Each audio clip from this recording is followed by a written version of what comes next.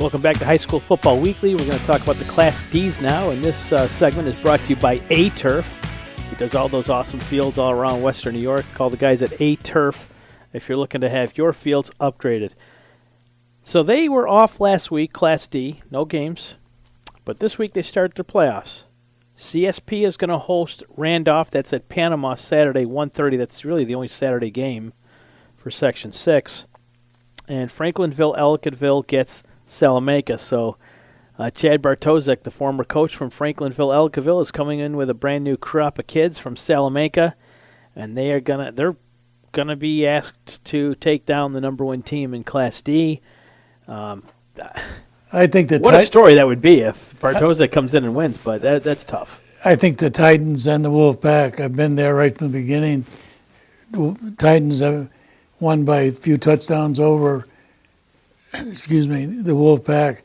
But if you look at how well Cam Barmore and Garrett Hinsdale have played, particularly in the last few games, the Wolf Pack are also moving Barmore around defensively. So I don't think if I'm the Titans, I'm going to go think that I'm going to do the same thing I did the first game and beat you pretty bad. They better come to play because they won a state championship last year. They know what it takes. That'll be a fun game at the stadium. All Franklinville-Ellicottville needs to do is watch 2 years ago at the stadium when they played Maple Grove. They came in as, I don't want to say a heavy favorite, but they were definitely favored. They were the favorite to beat Maple Grove, who they beat earlier that season. They beat Maple Grove during the regular season. And we all thought that Kurt Fisher wasn't going to have the horses again to win at the stadium to beat Franklinville-Ellicottville.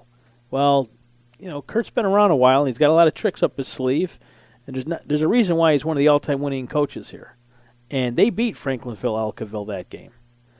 And a lot of us were stunned, surprised, me included. I thought the Titans were going to win that game, and they didn't.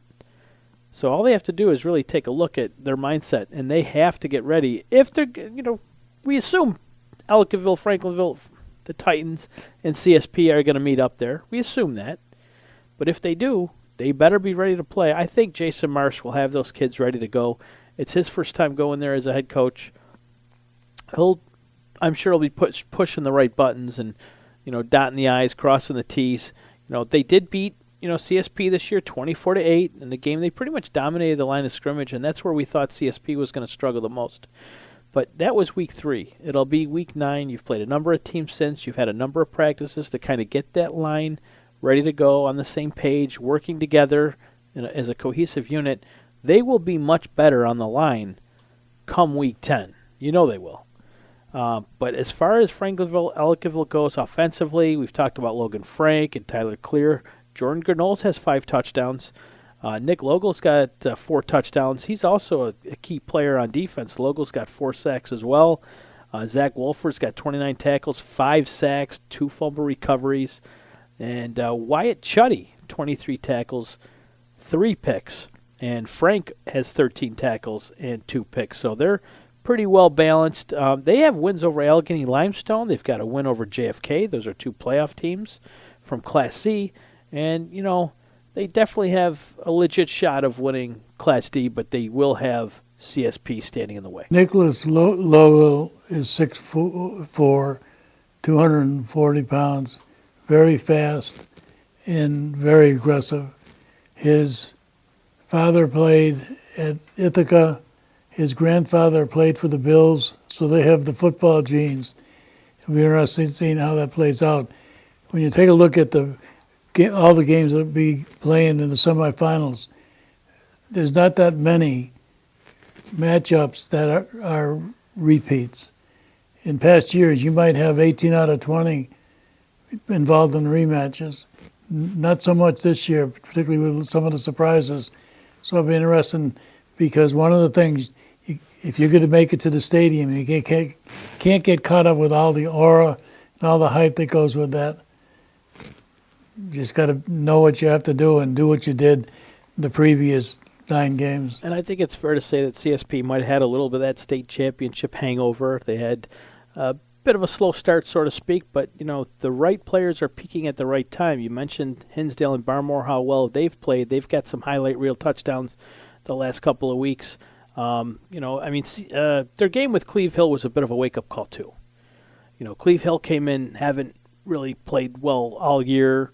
It's a city school coming down, so to speak, coming down to kind of punch them in the mouth, if you will, and get physical. And they survived that challenge, and they had to, channel their whatever. They just had to really focus and come out, and they played a strong second half and pulled out the victory. That was a big win for CSP, and I think they can look back at that game of having to overcome adversity. They weren't able to do it against Franklinville, Ellicottville.